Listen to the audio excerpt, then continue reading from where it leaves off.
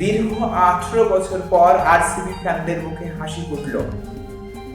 18 বছরের আইপিএল এর ইতিহাসে প্রথমবারের জন্য আইপিএল ট্রফি জিতে নিল রয়্যাল চ্যালেঞ্জার বেঙ্গালুরু। আইপিএল এর ফাইনাল ম্যাচ আজ অনুষ্ঠিত হয় এবং এখানে আরসিবি এবং পাঞ্জাব কিংসের মধ্যে লড়াই হয়।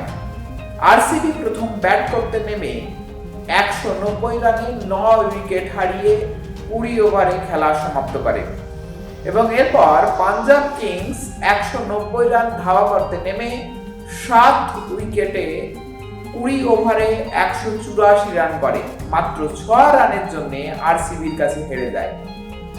আজকের ম্যাচে উল্লেখযোগ্যভাবে শশাঙ্ক সিং মাত্র 30 বলে 61 রান করে এই ম্যাচের হাইয়েস্ট রান করেছেন এবং ক্রুনাল পান্ডিয়া যে কিনা মাত্র 4 ওভারে 17 রান দিয়ে 2 উইকেট ছিনিয়ে নিয়ে এই ম্যাচের ম্যান অফ দ্য ম্যাচ ও প্লেয়ার অফ দ্য ম্যাচ নির্বাচিত হয়েছেন।